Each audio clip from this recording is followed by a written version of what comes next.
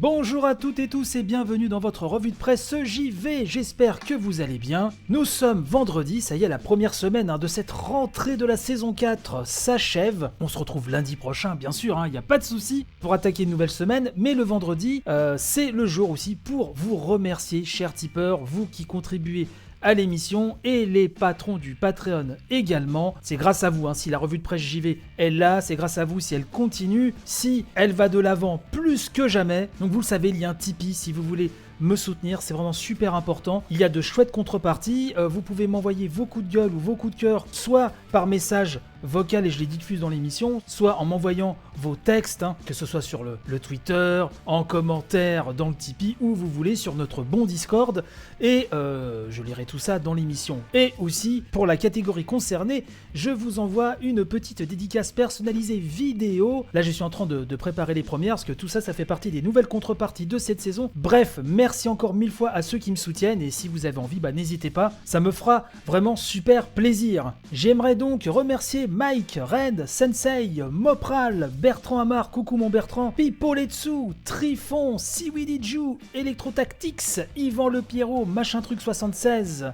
Garan, HXC, Lina Nounette, coucou Lina, HL9, Nicolas, Yvan alias Vanifraise, X, Nili, Carnoct, Lutherian, Aza, Slokohanet, Evolix, JP Madère et l'incontournable Monsieur A.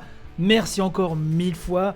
Et sur le Patreon, je remercie les incontournables Gontran et Tonton Bernard. Vraiment, je le répète, si vous voulez soutenir l'émission, c'est vraiment super important. Je vous remercie du fond du cœur pour votre soutien.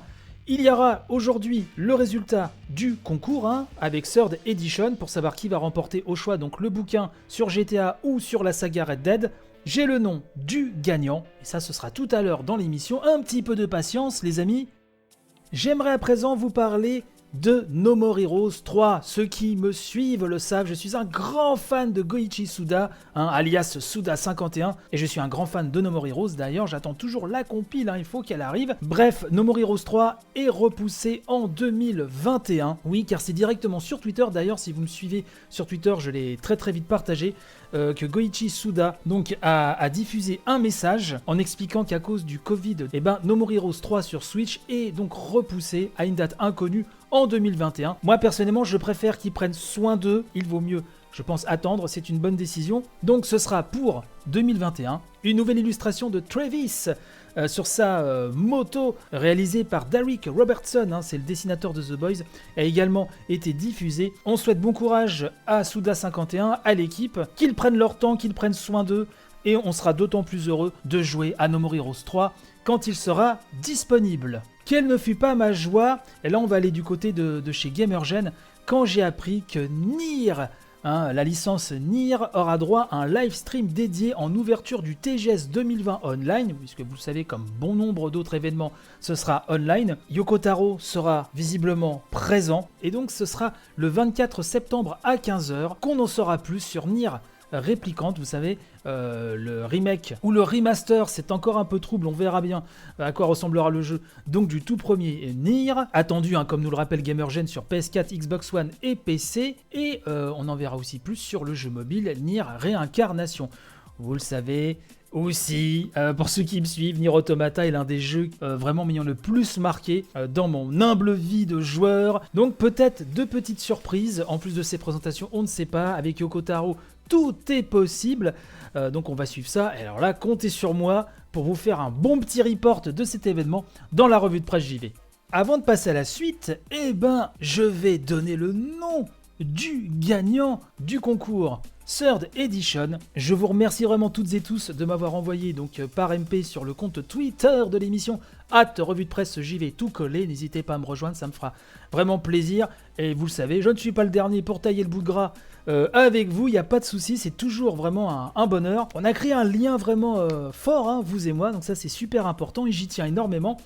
Donc le gagnant, roulement de tambour, je vais vous le dire, pas plus tard que tout de suite, accrochez-vous, ça va venir. Ça y est, je le dis, c'est donc Gabora, oui c'est toi Gabora, qui a gagné, qui a déjà donné la bonne réponse, Effectivement, c'était très compliqué, donc c'est bien Rockstar que l'on trouve derrière GTA et Red Dead. Et donc c'est toi Gabora qui a gagné, donc n'hésite pas à me renvoyer un petit MP. Je serai très heureux de te reféliciter à nouveau en m'indiquant ton adresse postale, et comme ça, dans un délai tout à fait raisonnable, je t'enverrai le bouquin de ton choix avec un petit mot. En tout cas, félicitations à toi. Encore merci vraiment à toutes celles et ceux qui ont participé. Et encore merci à Third Edition qui m'envoie vraiment ces ouvrages vraiment magnifiques. Et donc, j'en garde pas mal pour vous les proposer dans le cadre de concours. Et sûrement le mois prochain, on va en organiser un nouveau. Numérama publie une nouvelle enquête sur un studio lié à Ubisoft. Vous le savez, il y a déjà quelques semaines, Ubisoft avait été vraiment pointé à travers des enquêtes de Libération, de Numérama. Je vous en avais longuement parlé dans l'émission. Si cela vous intéresse, n'hésitez pas à remonter le flux des éditions pour retrouver les émissions qui concernent ces affaires. Et donc Numérama, là, nous parle du studio qui se trouve derrière Trackmania, le studio Nadeo. Donc je vous mets le lien dans la description de l'émission, mais on y parle vraiment d'une ambiance terrorisante, traumatisante, en somme d'une atmosphère assez toxique. La journaliste, Aurore Guette ou Guettet, je ne sais jamais comment on le prononce, donc elle m'excusera vraiment si j'ai écorché son nom, nous dit qu'il y a eu un appel à témoins lancé en interne donc par le syndicat Solidaire, branche informatique et jeux vidéo. Et donc directement mis en cause par une dizaine de personnes, le directeur du studio exerce depuis des années, nous dit-on, un contrôle total sur les salariés sans aucune intervention de la part d'Ubisoft. Hurlements, pression insoutenable, injonction aux heures supplémentaires, impossibilité de se plaindre auprès de la RH ou des représentants du CSE. La direction du studio est pointée du doigt par les accusations de nombreux employés et anciens employés avec qui donc Numérama s'est entretenu. C'est un long papier, donc je vous invite vraiment à aller le lire. Et donc la personne qui est visée dans ce papier, qui est à la tête du studio Nadeo, Florent Castelnerac, a répondu sur Twitter, bien sûr en se défendant des accusations qui sont portées à son encontre, mais effectivement à l'heure où Ubisoft a encore fait un event, un Ubisoft Forward donc hier soir, il est vrai que l'actualité autour de la société est assez terrifiante entre ce nouveau papier et l'enquête déjà menée par Numérama et Libération il y a quelques semaines, dans laquelle il était question d'agression sexuelle, de drogue, de culture toxique complètement nauséabonde. Alors par respect pour les auteurs de l'enquête, comme d'habitude, je vous laisse lire tout cela. Les liens sont dans la description. Je vous rappelle comme que Nadeo, c'est le studio qui est derrière Trackmania. Et là, au moment où j'enregistre cette émission, je vois que le fil, donc le tweet, le fil Twitter, ou celui qui est visé par cette enquête et ses appels à témoins, donc le big boss de Nadeo, le fil Twitter a été intégré dans le papier de Numérama. Donc je vous mets le lien.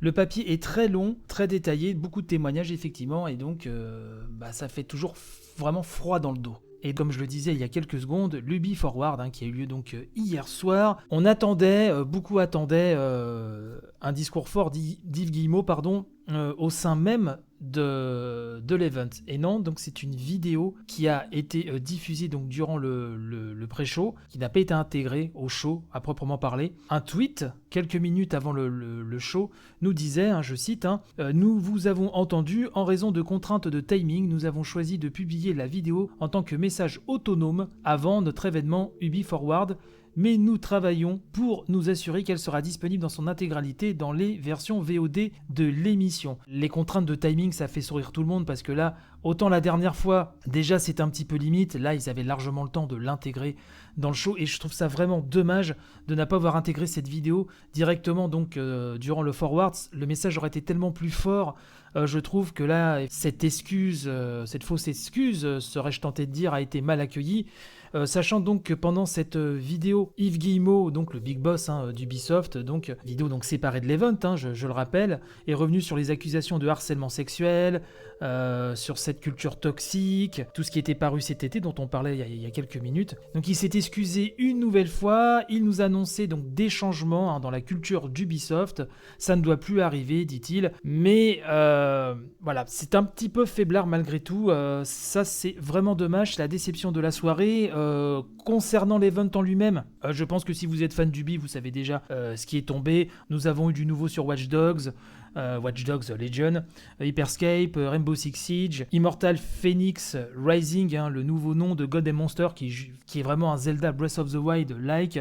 Nous avons eu donc les premières images un peu moches, il faut dire, du remake de Prince of Persia Sands of Time, Roller Champions, Just Dance 2021, Scott Pilgrim qui revient dans une complète Edition, Riders Republic qui a été aussi annoncé par les développeurs de Steep, un jeu multijoueur basé sur les sports extrêmes. Voilà un petit peu grosso modo les annonces qu'il y a eu, mais effectivement c'est vraiment dommage qu'il n'y a pas eu un discours fort faisant partie intégrante de l'event, je le rappelle, de la part d'Yves Guillemot. Je pense que ça aurait été tellement plus fort, en espérant comme d'habitude que ces annonces soient suivies d'effets vraiment concrets. C'est ainsi que se termine cette édition. Je vous donne donc rendez-vous lundi pour attaquer une nouvelle semaine de revue de presse JV. Je vous remercie par avance pour vos partages. N'hésitez pas à aller jeter une oreille, ou même deux, c'est mieux, sur l'édition Family Pack donc de mercredi, parce que mercredi ça veut pas dire grand-chose, de mercredi dernier. Voilà, je vous remercie pour vos retours, ça fait vraiment super plaisir. Donc là, le jeu vidéo sous un prisme plus familial avec mon épouse et mon fils. Et je vous souhaite un excellent week-end, panache et robustesse, et donc à lundi prochain. Bye bye.